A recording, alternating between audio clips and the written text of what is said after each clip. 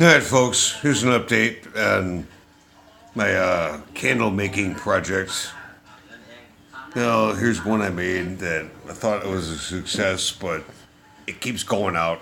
It keeps self extinguishing, and, well, I just made my first ones yesterday. I'm not an expert. Now, the thing of it is, these two are totally different kinds of wax. That's called a pedestal candle. It's made out of peripherin wax, is what it's called. Candles you buy in a glass jar or a metal tin is soy wax, and it's real soft, and it's still soft. And so far, that is not extinguished. So I think the way to go from now on is never mind soy wax. I'm going to use peripherin wax. I mean, it's still burning like a champ. And, well, you're not going to have any problems with that. You can't use soy wax to make a pedestal candle.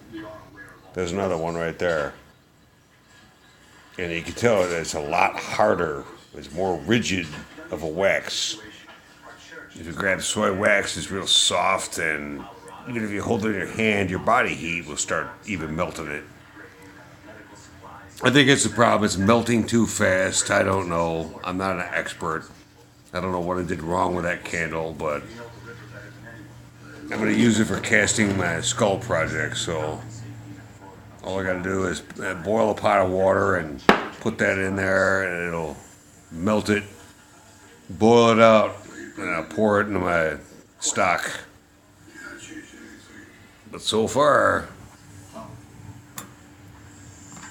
hard as a rock, man. Even up to the top, where the flame is, it's still very rigid. And it's not going out. It's been lit now for like a half hour. So I think I'm going to make all my candles from now on out of peripherin wax. Never mind soy wax anymore. And by the way, I made that candle out of... that was my mold, a toilet paper roll. It was wonderful as they come free with the toilet paper. You just cut a square piece of cardboard about so big, put that on there, and a hot glue gun right around here, and make a nice bead and let it dry. Well, first you got to pop a hole through the bottom plate of the cardboard, and that's where you put your wick. And then center this up and get it as centered as you possibly can. Hold it down, draw a Sharpie marker so that in case it moves or something, you could just put it right back on that mark. And just put your hot glue there all the way around. And then melt your wax. Because you can pour wax in cardboard and it will not burn, it won't leak through. The first mistake I made, I used like an idiot. Some idiot used wax to make his own base.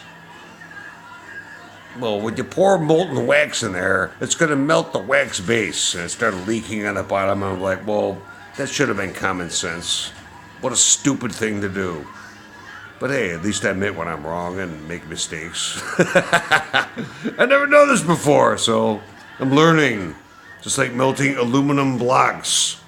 I'm getting that down to a science. In fact, I got it down to a science. Why is that remote on there? Look at that. That's what I poured today. Solid fat aluminum ingots. But that's all I want to emphasize. Is that soy wax sucks for candles. Or maybe I'm doing something wrong. I don't know. I'm not an expert, but... well, that was been burning for over a half hour now, and it's not self-extinguishing.